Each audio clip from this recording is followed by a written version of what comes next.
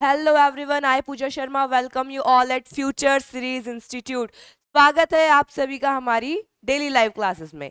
Daily live classes में हम लोग ले रहे हैं साइंस की क्लासेस। चलते हैं आज के हमारे टॉपिक की तरफ। रिप्रोडक्शन टॉपिक जो है हमारा चल रहा है। रिप्रोडक्शन का लास्ट पार्ट जो हमें करना है सेक्सुअल में फीमेल रिप्रोडक्टिव सिस्टम। तो देखते हैं फीमेल रिप्रोडक्टिव सिस्टम के बारे में।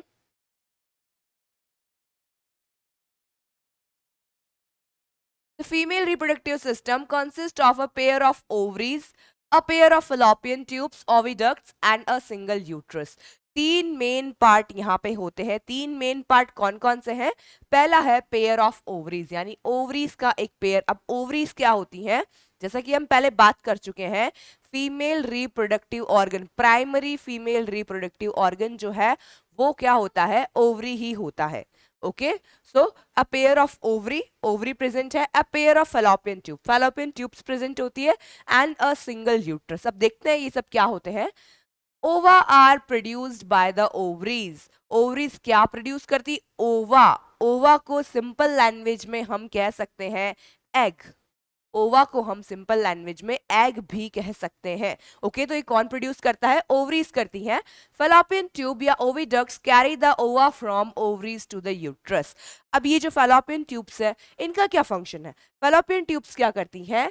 ये क्या कर रही है? ओवा को, सिंपली ओवा यानी जो एग फॉर्म हो रहा है ओवरी में, उसे ओवरी से यूट्रस तक ट्रांसफर करने का काम कर रही है। यानी ओवरी से यूट्रस के बीच का जो मीडियम है, जो लिंक है, वो क्या है? वो पैसेज ही क्या कहलाता है? ओविडक्ट कहलाता है।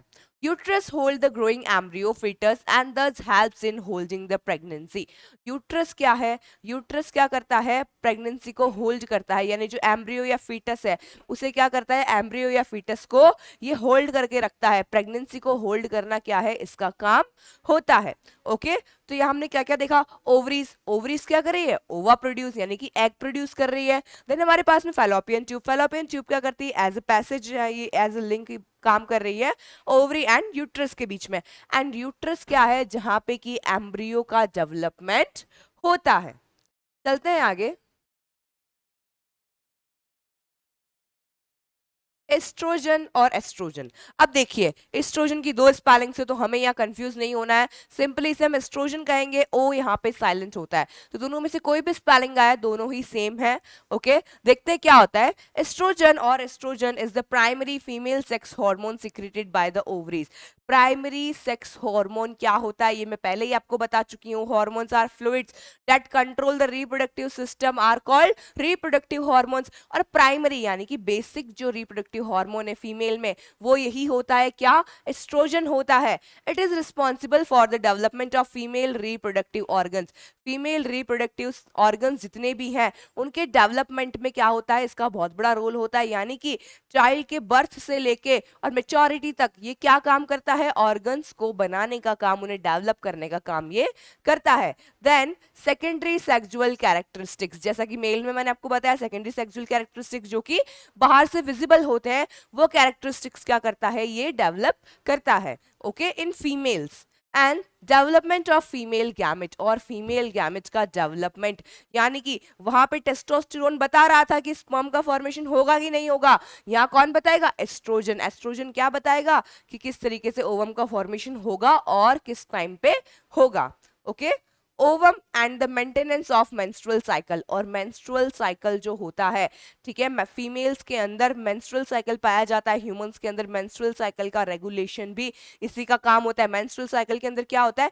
एग का मेच्योर होना। मेंस्ट्रुअल साइकिल 28 डेज का होता है सिंपली एवरेज के अंदर। ओके, और इसके अंदर क्या होता है? एक एग जो है वो हर 28 डेज में मेच्योर होता है, उसे ही हम क्या कहते हैं? मेंस्ट्रुअल साइकिल कहते हैं। तो ये जो मेंस्ट्रुअल साइकिल है सिंपली इसे कौन मेंटेन कर रहा है? ये एस्ट्रोजन लेवल से इसे मेंटेन करने का काम करते हैं। ओके, चलते हैं आगे। ओवम। अब ओवम क्या होता है देखते हैं। The ovary produces the female gamete known as ovum और ova for plural। अब देखिए ओवा क्या है? ओवा है, ओवम तो है यहाँ पे सिंगुलर वर्ड, ओवम क्या है? सिंगुलर, एंड ओवा क्या है? यहाँ पे प्लूरल वर्ड है। ओके, और सिंपली दोनों ही किसके लिए आ रहे हैं, एग सेल के लिए आ रहे हैं। तो ये प्रोड्यूस कौन करता है, फीमेल गैमेट, ओवरी करती है, और इस फीमेल गैमेट को ही ओवम या ओवा कहा जाता है। In human beings, a single mature egg of ovum is released into the oviduct या fallopian tube. Fallopian tube या oviduct में एक mature ovum जो होता है वो रिलीज किया जाता है by the respective side of ovaries every month. Every month, जैसा कि मैंने आपको बताया 28 डेज का साइकिल होता है, तो every month एक एग क्या होता है, रिलीज होता है, एक एग मेच्योर होता है in ovaries. Okay, and alternate ovaries चलती, लाइक फर्स्ट टर्न इसका है, देन सेकंड टर्न इसका, देन अनदर टर्न इसका है, देन टर्न इसका, तो अल्टरनेट दोनों क्या करती है, ये फंक्शन करती हैं। Okay, the ovum is a single cell and is much larger than the sperm cell. ये एक sperm cell से काफी बड़ा होता है, ओवम सेल sperm cell से काफी बड़ा होता है, और 1 in नंबर ही ये मेच्योर होता है। हमने पढ़ा था कि जो स्पर्म्स है वो मिलियंस ऑफ नंबर के अंदर मेच्योर हो रहे हैं, लेकिन ओवम क्या है, 1 in number, only 1 in number ये मेच्योर होता है एवरी मंथ। ओके, चलते हैं आगे। यहाँ उससे पहले देखिए आपको स्ट्रक्चर नजर आ रहा है, इस स्ट्रक्चर के अंदर ये आपका न्यूक्लियस है, एंड ये जो भी आपका एक्सेल है, एक्सेल के बाहर आपको एक कवरिंग नजर आ रही है। मैंने बताया था स्पर्म के अंदर एक्रोसोम प्रेजेंट था, एक्रोसोम में वो एंजाइम्स थे जो कि एग सेल की बाहर की जो लेयर है उसे डिसॉल्व करते हैं, तो ये वही लेयर है जिसे स्पर्म्स को डिसॉल्व करना पड़ता है। ओके, चलते हैं आगे। Next is fertilization. अब क्योंकि हम मेल फीमेल दोनों पढ़ चुके हैं, अब सेक्सुअल में हमने क्या पढ़ा था, सेक्सुअल में मेल और फीमेल दोनों का कंट्रीब्यूशन यहाँ पे रहता है। तो फर्टिलाइजेशन ही वो प्रोसेस है जहाँ पे मेल और फीमेल गैमेट्स क्या होते हैं, आपस में फ्यूज होते हैं, उसे ही हम क्या कहते हैं, फर्टिलाइजेशन कहते हैं।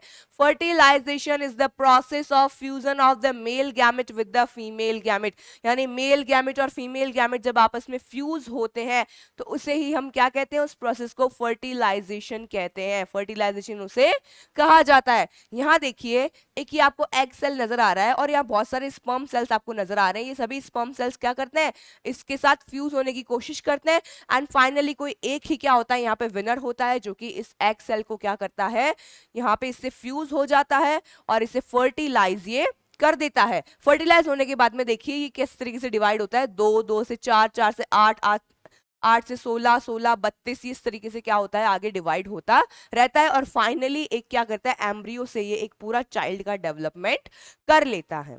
ओके, तो फर्टिलाइजेशन बेसिकली क्या है, fusion of male and female gamete को ही क्या कहा जाता है, फर्टिलाइजेशन कहा जाता है। फर्टिलाइजेशन के कुछ और हम देखते हैं characters. First is both the gamete containing haploid set of chromosome fuse and thus maintain the diploid number of chromosomes. हमें पता है कि एक नॉर्मल ह्यूमन के अंदर जितनी भी सेल्स है सबके अंदर 2 सेट पाए जाते हैं क्रोमोसोम के, यानी कि 46 क्रोमोसोम्स पाए जाते हैं।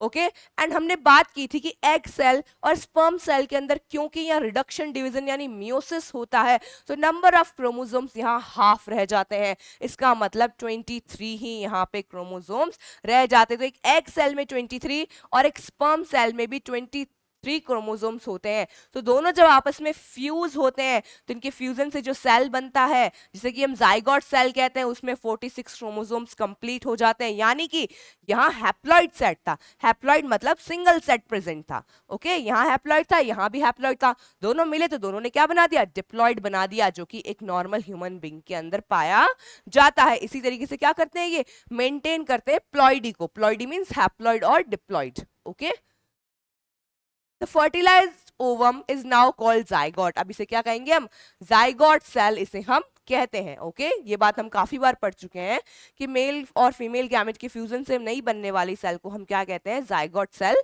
कहते हैं।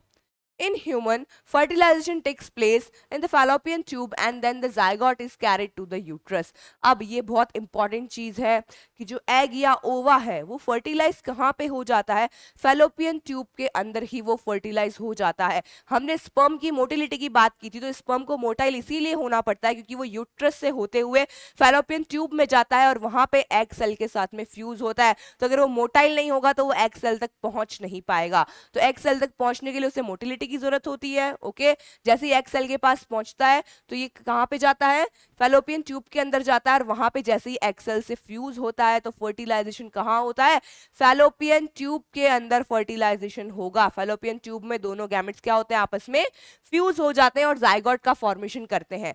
देन ये जो जाइगोट है ये उस पैसेज के थ्रू यूट्रस में आता है और यूट्रस क्या करता है, उसे होल्ड कर लेता है।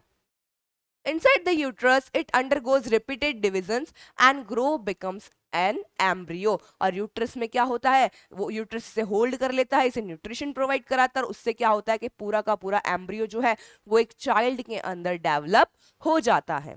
ओके, तो हमने क्या क्या पढ़ा, असेक्सुअल रिप्रोडक्शन, सेक्सुअल रिप्रोडक्शन दो तरीके के पढ़े। इसमें हमने असेक्सुअल के अंदर हमने अलग अलग टाइप्स के पढ़े, सेक्सुअल के अंदर हमने male and female reproductive system पढ़ा, देन फर्टिलाइजेशन पढ़ा। तो यहाँ हमारा रिप्रोडक्टिव जो चैप्टर है वो कंप्लीट होता है। मिलते हैं नेक्स्ट टॉपिक के साथ, जब तक के लिए जय हिंद।